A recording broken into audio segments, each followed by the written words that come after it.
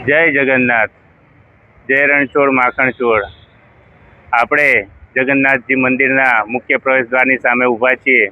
આપ જોઈ રહ્યા છો 3 રથ, દેવદલન, નંદી ઘોષ અને તાલધ્વજ, જેમાં ભગવાન જગન્નાથજીની રથયાત્રા નીકળતી હોય છે। મુખ્ય રથયાત્રા જગન્નાથપુરી ઓડિશા અને બીજા નંબરની અમદાવાદની રથયાત્રા। જય જગન્નાથ। આપણે જગન્નાથજીના મંદિરના મુખ્ય પ્રવેશદ્વાર સાથે ઊભા છીએ। જય રણછોડ માખણચોળ મુખ્ય પ્રવેશદ્વારથી આપણે મંદિરમાં પરિસરમાં જઈએ અને ત્યાં જગન્નાથજીના દર્શન કરીએ।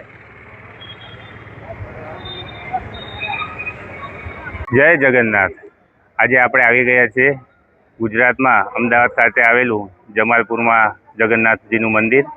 આપ જોઈ રહ્યા છો સુંદર મજાનું આ જગન્નાથનું મંદિર। જગન્નાથ મંદિરની એક પૌરાણિક કથા છે અને અહીંયા અમદાવાદમાં રથયાત્રા કાઢવામાં આવે છે। અંગ્રેજોના સમયમાંથી અહીંયા રથયાત્રા કાઢવામાં આવે છે। અહીંના મહંત શ્રી દિલીપદાસજી બાપુ દ્વારા અને માનનીય મુખ્યમંત્રી દ્વારા પહિંદ વિધિ કરીને રથયાત્રાનો પ્રારંભ કરવામાં આવે છે। સરસ મજાના જગન્નાથજીના દર્શન અને આ પરિસરની મુલાકાત લઈ આપણે દર્શન કરીએ। ચાલો દર્શન કરવા માટે આપણે ઉપર જઈએ। આપણે જગન્નાથજીના દર્શન કરવા માટે જઈએ। જય રણછોડ માખણચોળ।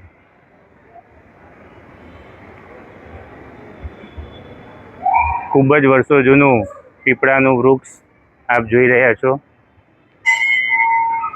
રણછોડરાયજીને રથયાત્રામાં મગ અને જાંબુનો પ્રસાદ ધરાવાય છે। આપણે મંદિરની મુલાકાત લઈએ, ભગવાન જગન્નાથજીના દર્શન કરીએ।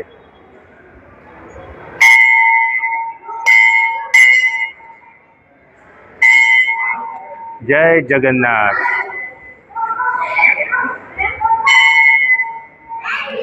શ્રી બળદેવજી, સુભદ્રાજી અને જગન્નાથજીના દર્શન મંદિરના મુખ્ય ઘુમ્મટમાં કૃષ્ણ અને રાધાની રાસલીલાના સરસ મજાના ચિત્રોનું વર્ણન કર્યું છે। દૂર દૂરથી ભાવિક ભક્તો અહીંયા દર્શન કરવા માટે આવે છે।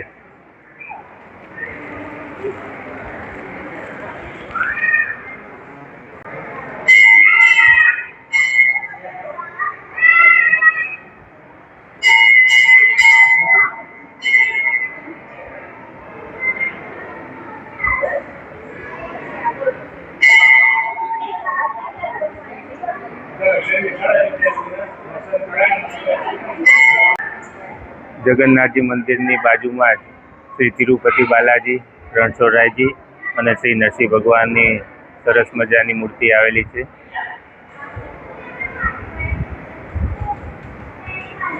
આ પરિસરમાં બીજા અનેક ધાર્મિક સ્થળો પણ આવેલા છે।